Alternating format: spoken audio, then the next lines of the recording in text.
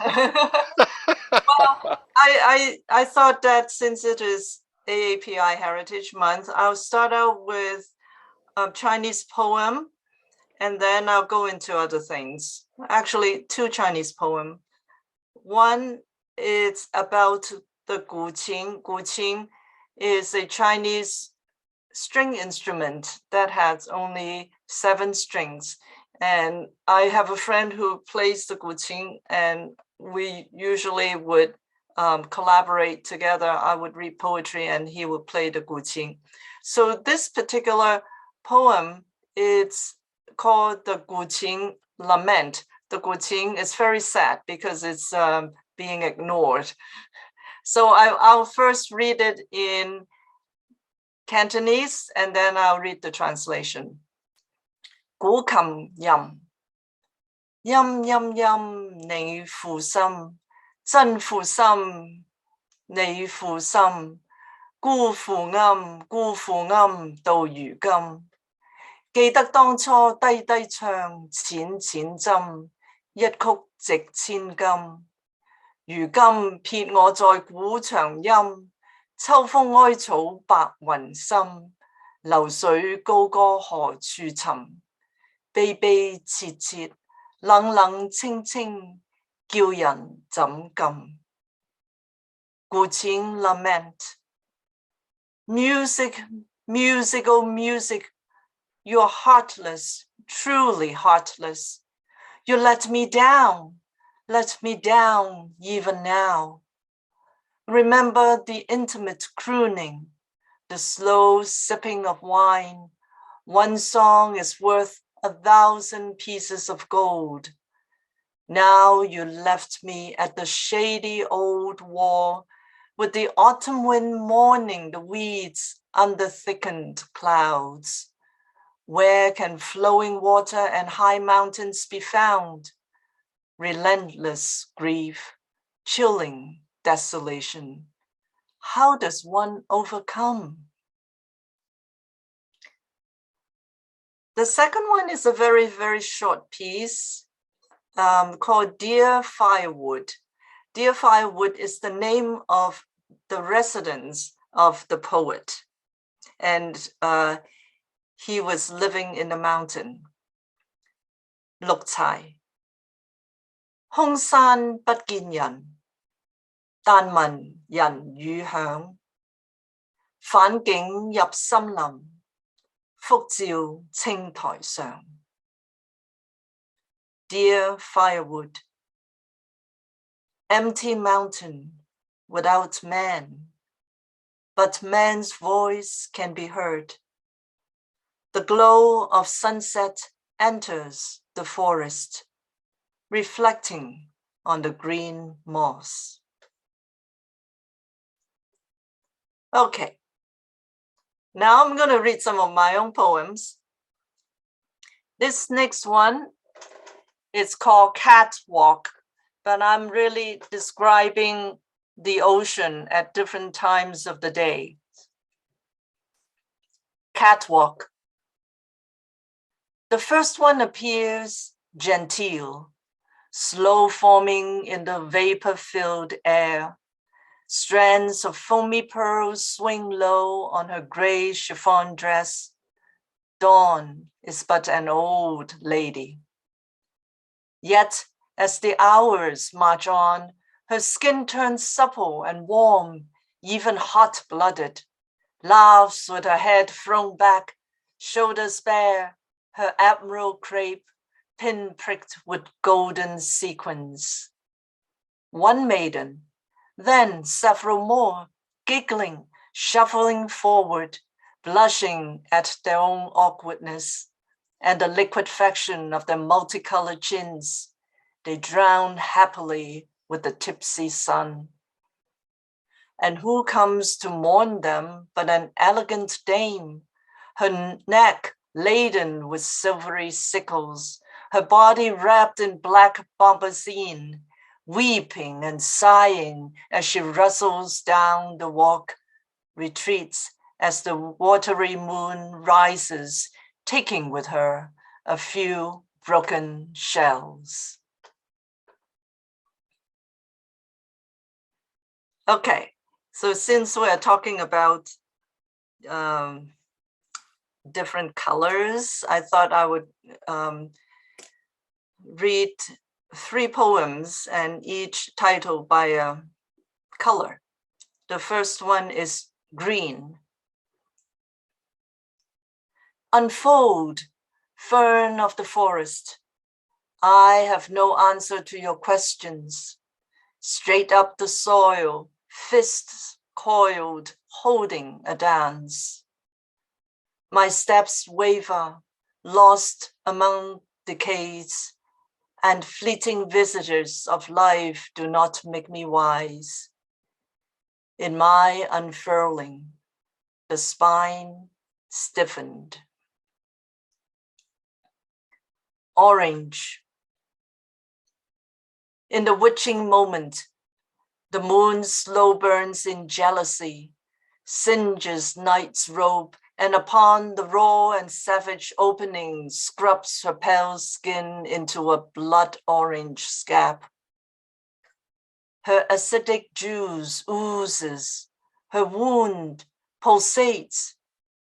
Incensed in her captivity, she pulls the ties, lets loose the waves, howling madness at Desolation Rock, its pinnacle a crooked sword piercing the slow tear of the morning star. Gray. The color gray is not sky, nor the languid fog that makes this city famous. The fog that makes a man pause as he walks along a half-dark street, walk fast to get away from the stinging mist, but slow to go home to a sullen wife and children drugged in front of video game screens. It makes a man wonders if his heart is just as gray.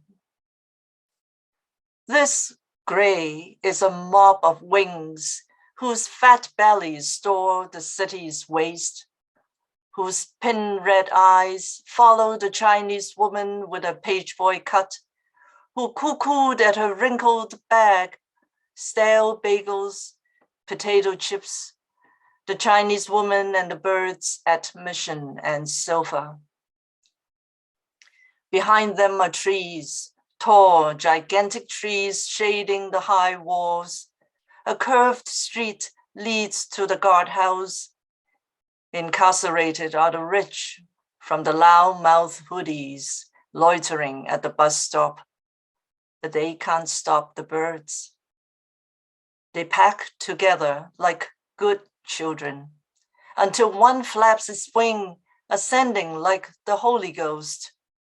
People duck their heads, shuffle, hurry, scurry, get out of its way. Is sticky liquid that baptizes without discrimination. This color gray heeds the pistol shot.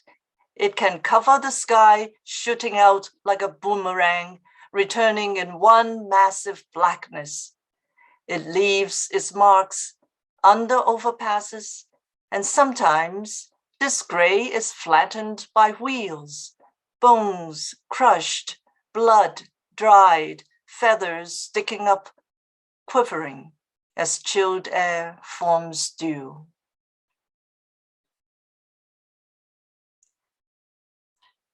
Thank you. I was going over a lot of the old poems, and I used to like to travel a lot, but because of COVID, of course, I haven't gone anywhere. And so when I came across these poems that I wrote when I was in Morocco and Syria, they just, it just reminded me of all these magical times when I was in those countries. And so I would like to share with you 3 poems. The first one is Crossing the Sun. So 2 of them I wrote when I was taken into the the Sahara Desert by 2 Berbers, 2 camels, and I went with a Japanese tourist. So just the 4 of us. Crossing the sun. A diamond winks in the cassia tree, be it dew or star. It fades when the sun appears. He needs no companion and takes the land without mercy. I rest in the camel's shade. Rock pile is the trove stamped with fossils, be it fish or centipede. They white into icebergs, serrated by the wind, splinter the scorching snow. The Berber puts out his cigarette and urges me forward. Dangling on his waist is a rabbit foot, his fur dyed red. Tarjin. Tarjin is a Moroccan dish. It's basically a stew. And so at night, they would make the stew for us. Tarjin. Begin with a memory of onions sizzling in a clay pot, tended by a turbaned Berber, crouching beside an open fire. Sprinkle a handful of salt, coarse like the sand that wrinkles in the wind. Add a mixture of cumin, ginger, and cinnamon, its ochre shade, the stain on the Berber's teeth. The lamb has just been cut on a tiled counter. When it touches the pot, its juice hisses with the oil. Sing now, as the meat browns, a song of the desert with the camels kneeling and a bright moon rising. Golden potatoes layered with cucumbers and tomatoes. Another dash of turmeric, the color of the sun. Cover the pot with its conical hat, fan the fire, then take a nap. Eat when the sky is filled with stars. Okay, so then this last one was about the time when I was in Syria. We went to the desert and the city of Palmyra. And Palmyra was a Roman ruin. It's huge, it's beautiful. I think that right now I have no idea what condition it is in anymore because of all the walls. But when I was there, it was quite intact and it was just magnificent. And I was invited by a Berber to his home in the desert, the Bedouin of Palmyra. It is from touching your thick, calloused hand I became aware. The sun I merely looked upon as day sculpts your drought-inflicted skin. You examine my palm, gently squeeze each finger to comprehend my delicacy, a consequence from the sheltering sky. In the olive and palm tree grove, where the guttural gurgles of camels linger in the night breeze, an obscured brook languishes with occasional shuffle among the leaves.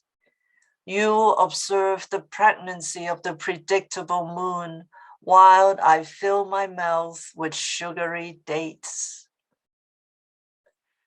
Maybe rain will make you restless.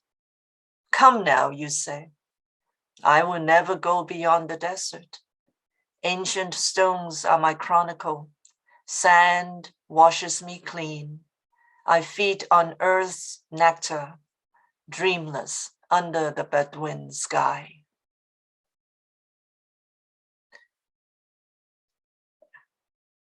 Okay, so for about a period of 3 years, I became an experimental poet.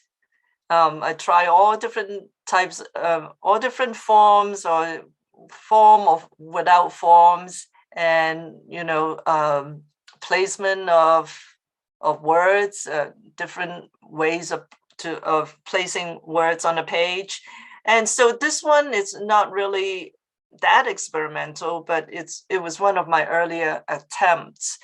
And I don't really have a title for it, but it is a description of an old house. Old house, gentle decay, the smell of books and record jackets, obsolete but not dead. Dust settles on sleepy things as they should in a long marriage. Life is a curious word. Love is an abstract emotion of the past. They cannot be awakened, should not, and must not be stirred, lest they break at the seams and the epitaph would have to be rewritten.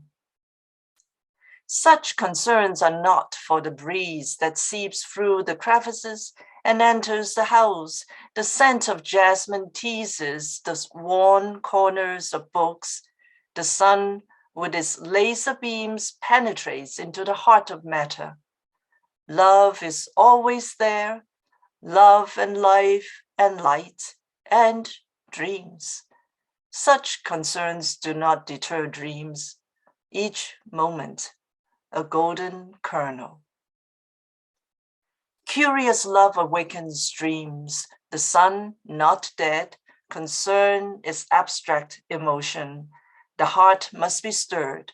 The breeze teases sleepy things through crevices. Be gentle with each golden kernel. Books should be rewritten. The scent of a long marriage is not decay. Old house, jasmine, record jackets, love and light. Laser beams break the epitaph. Okay, this one I wrote when I was in Hawaii. A little night music. The band arrives at the curtain draws. The light grows dim. The sun's sweat settles on the jungle floor. The day players know the drill, though the commotion takes a moment to still. Nature's timing is nature's rule. 7:30 is when the concert rolls. The lead singer, well, is of the foreign type. They say he's a transplant from Puerto Rico. Leaps onto a leaf and inflates its pouch. 2 syncopated notes punch from his mouth. Koki is his name and the tune of his song in 4/4 time or approximately thereof. Ko is to stay clear. Ki is to come. Fight for your rights and love with your might. Behind him, the rhythm section sways like soft sand swishing in hollow gourds. Shake a shake, shake, shake a shake, shake a shake. The leaping masters with their incessant rub, trancing the breeze, flirting with air in and out of branches and leaves since summers immemorial. The soundscape changes several times while sleepers drift in and out of the groove, not caring who's on and who's not, and whether all the maids have been mated. Although it's quite clear when red combs sound their alarms back and forth that the little night music must be put to bed soon as it sips the light. Okay, I'm gonna see if I can. Any more time? Yes. One more. I can do it. 2 women eating kumquats. 2 Chinese women sit next to each other on the bus, breasts folding on top of stomachs, on top of thighs. Their faces earthy and provincial, with gray hair chopped away just below the ears. One woman pulls out a kumquat from her paper bag. Eat, she urges the other. Her friend takes a small bite. It's sweet, she nods, and puts the rest into her mouth. The bus jerks over a pothole. The woman with the kumquats, her brown hand reaches over and holds her friend's thigh. Sit closer, don't fall.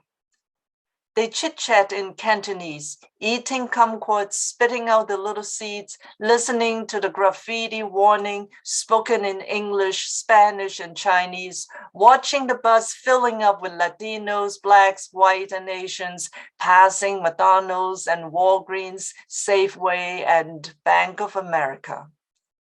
Their bus ride began from a village of rice fields, moo cows, and harvest. The fragrance of kumquat flowers filled the air, and cock crows before the morning light. Crossing the ocean, their mouths puckered over a mixture of salted kumquat and water, a remedy to ease their sore throats. And land again, cable cars and the Golden Gate Bridge. Under fluorescent lights, they huddled in an ESL class. With each stop, the scene changes. Asphalt, fish markets, police sirens roll past the bus windows. The kumquats are always golden in a paper bag, plump and piquant.